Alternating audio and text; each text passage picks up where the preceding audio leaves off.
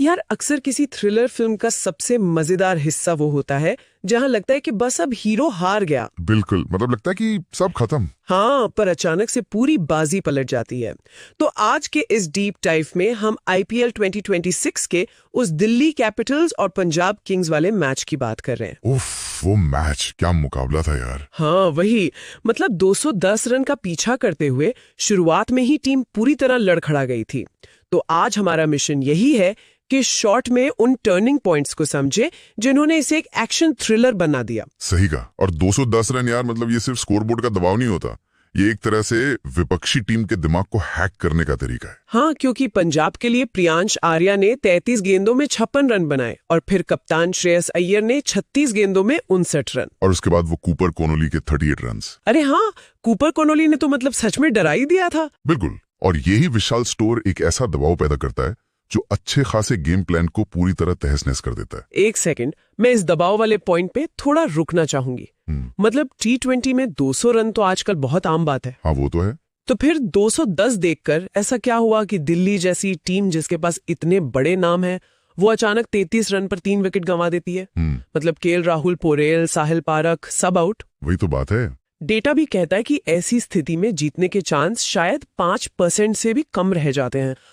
तो ऐसे में कोई टीम पैनिक करके हर गेंद पर बस बल्ला क्यों नहीं घुमाती? क्योंकि अगर आंख बंद करके बल्ला घुमाया ना, तो वो जो 5% चांस है वो भी 0 हो जाएगा। अच्छा, यहीं पर ना वो कैलकुलेटेड रिस्क वाली बात आती है। मतलब जब स्कोर 33 पर 3 होता है तो बल्लेबाज पूरे 210 के पहाड़ को देखना बंद कर देते हैं। तो वो मतलब खेल को छोटे हिस्सों में बांटते हैं। बिल्कुल, वो सिर्फ अगली कुछ गेंदों या अगले एक ओवर पर फोकस करते हैं। तो क्या हम इसे ऐसे समझ सकते हैं कि वो एक तरह से अपने इन्वेस्टमेंट पोर्टफोलियो को स्टेबलाइज कर रहे हैं, जैसे शेयर बाजार में होता है ना, भारी नुकसान होने पर सारा पैसा एक रिस्की शेयर में नहीं डालते। अरे एकदम सही। पहले थोड़ा सेफ खेलकर बेस मजबूत करते हैं और फिर वापस हाई यील्ड रिस्क लेते हैं। ये एनालॉजी एकदम परफेक्ट है। अक्षर पटेल और डेविड मिलर ने मैदान पर बिल्कुल यही इन्वेस्टमेंट किया। हाँ, उन्होंने पहले वो विकेट गिरने का सिलसिला रोका। सही बात है। और T20 में अनुभव का असली मतलब ही यही है कि आपको पता हो कि किस गेंदबाज पर हमला करना है और किसे थोड़ी इज्जत देनी है। मतलब जो गेंदबाज भटक रहे हैं उन पर अटैक करो। बिल्कुल,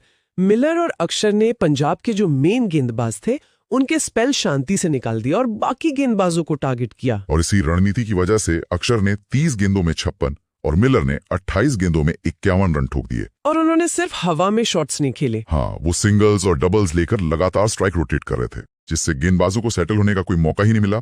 लेकिन यार जैसे ही ये दोनों आउट हुए और फिर आशुतोष शर्मा भी चलते बने, तो मैच फिर से फंस गया। हाँ, वो डेथ ओवर्स का एक्सट्रीम प्रेशर आ गया था। क्योंकि क्रीज पर युवा माधव तिवारी थे।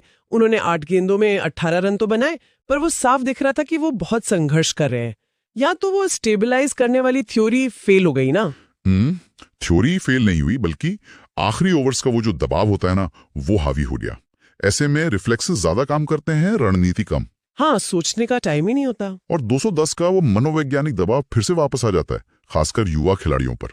तो फिर जो एंड में हुआ उसे अगर शॉर्ट में कहें तो आखिरी 2 गेंदों ने पूरा गणित ही पलट दिया। चमत्कारी था वो। आकिब नवी क्रीज पर थे, दिल्ली को बस चमत्कार चाहिए था और आकिब ने लगातार चौका और छक्का लगाकर टीम को 216 रन तक पहुंचाकर मैच जिता दिया। मतलब अनबिलीवेबल। पर मुझे ये समझना है कि जब सामने वाला बॉलर अपनी पूरी जान लगा रहा है, तो दबाव के उस पल में एक बल्लेबाज इतनी सटीकता से बॉल को बाउंड्री के बाहर कैसे भेज सकता है? इसका सबसे बड़ा कारण है खोने के डर का ना होना। अच्छा, जब मैच लगभग हाथ से निकल चुका होता है ना, तो कई बार बल्लेबाज दिमागी तौर पर एकदम फ्री हो जाता है। आकिब के पास उस वक्त खोने के लिए कुछ नहीं था, तो उसने बस अपनी नेचुरल स्विंग पर भरोसा किया। बिल्कुल, उसने गेंदबाज के हाथ से बॉल छूटने से पहले ही लेंथ पढ़ ली। ये कोई तुक्का नहीं था, बल्कि उस भारी दबाव में खुद को शांत रखने का नतीजा था। वाओ! मतलब ये मैच सिर्फ ताकत से छक्के मारने के बारे में नहीं था, बल्कि मुश्किल वक्त में दिमाग को स्थिर रखने का एक परफेक्ट एग्जाम्पल था। सही कहा।